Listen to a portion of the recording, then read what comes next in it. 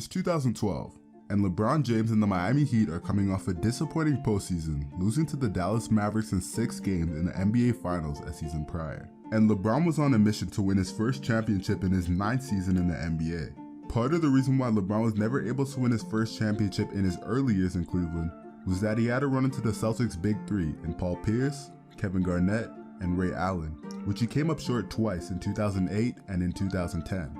In the summer of 2010, LeBron made a decision that would shock the entire basketball world, to depart from the Cleveland Cavaliers, in which he played his first 7 years in, to sign with the Miami Heat and join forces with Dwayne Wade and Chris Bosh.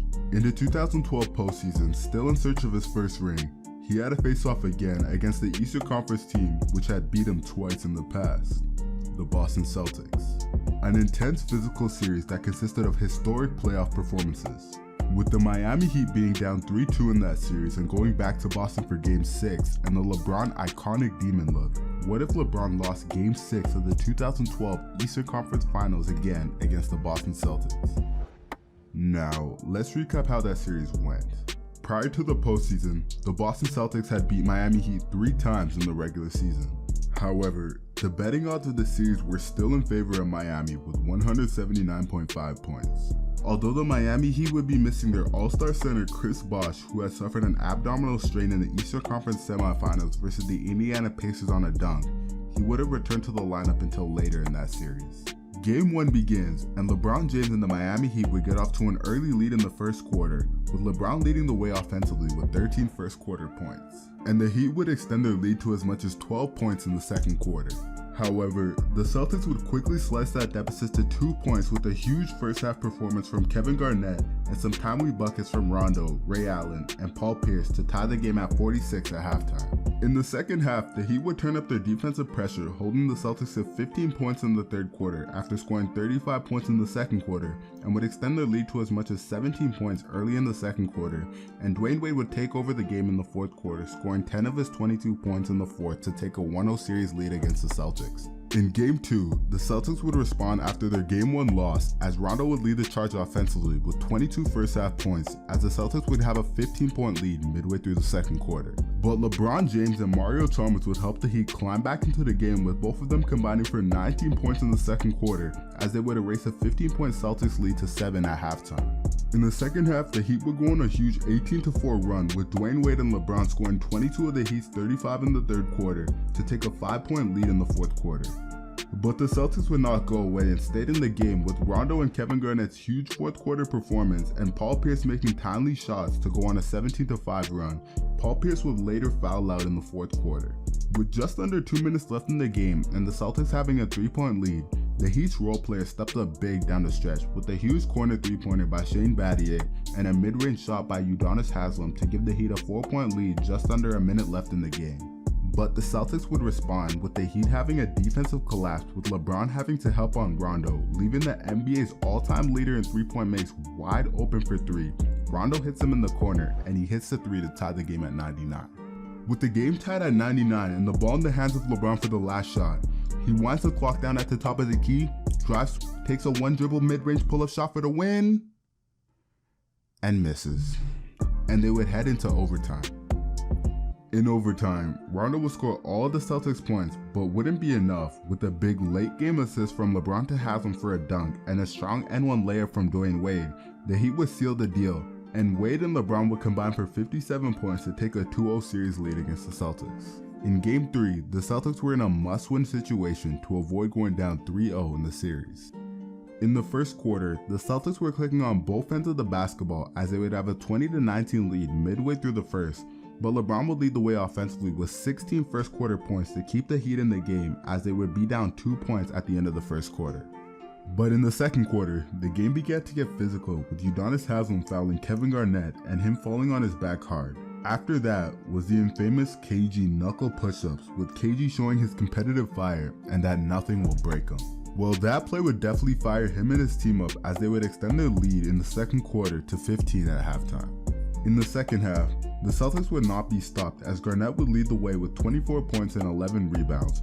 Garnett, Rondo, Pierce, and Allen would combine for 78 points, as the Celtics would win Game 3 and avoid going down 3-0. In Game 4, and the Celtics in a must-win situation to avoid going down 3-1, they came out ready to play, getting out to a huge 21-6 lead in the first quarter. In the second quarter, the Celtics would continue to extend their lead with a Paul Pierce pump fake and N1 shot and a Ray Allen three-pointer that would extend their lead to 18.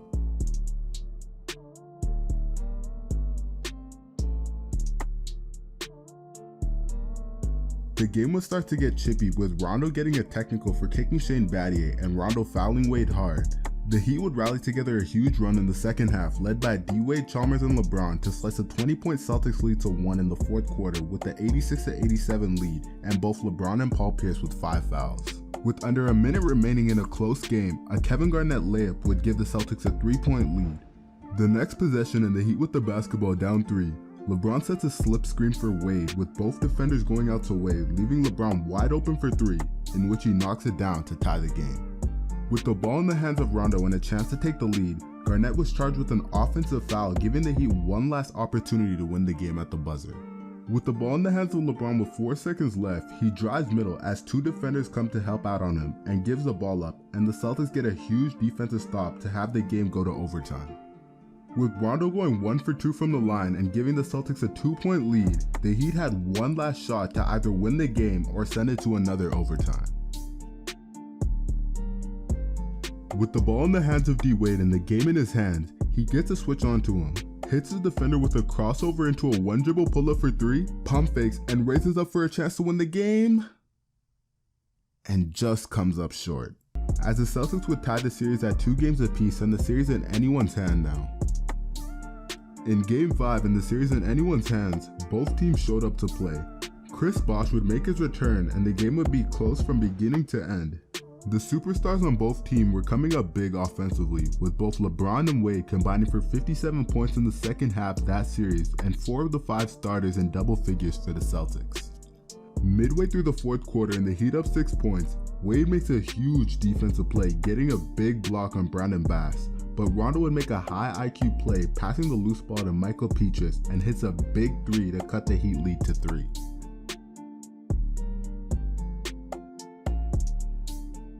The Celtics would eventually take a 1-point lead with the score at 87-86 in the fourth quarter with 1 minute remaining and the ball in the hands of Paul Pierce.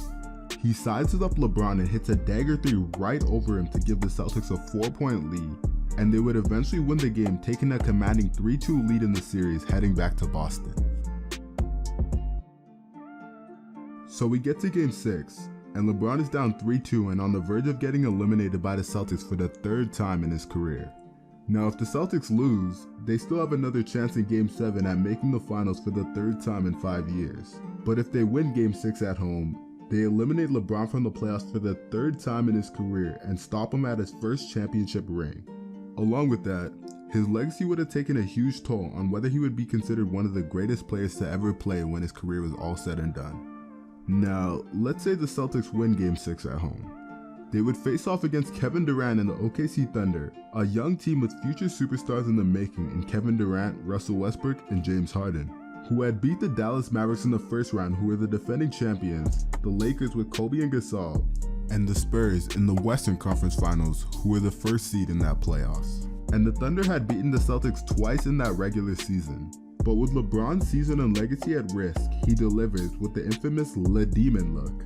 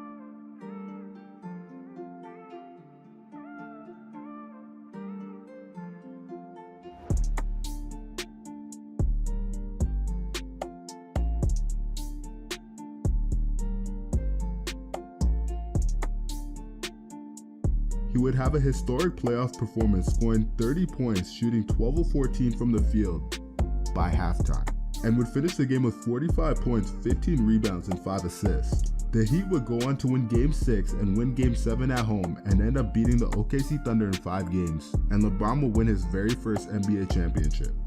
In 2020, during the COVID-19 lockdown, LeBron was on Instagram Live when he was asked a question about Game 6 of the Eastern Conference Finals versus the Celtics about his mentality going into that game, and what would have happened if he lost that game and got eliminated from the playoffs again, saying this.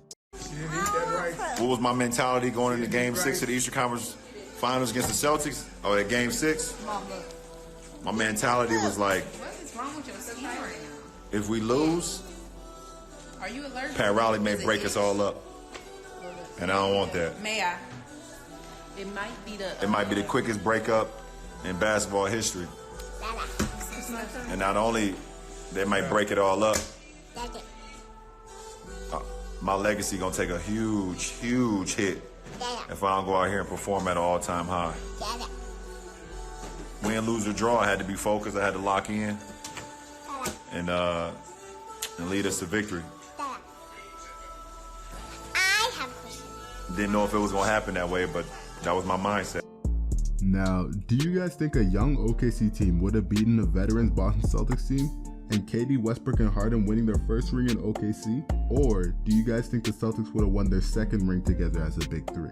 And do you guys think if KD, Westbrook, and Harden would have won their first ring in 2012 together, that the future of their organization and them staying together would have changed? Let me know in the comments. Like always, like, comment, share, subscribe if you're new, and I'll see you in the next video.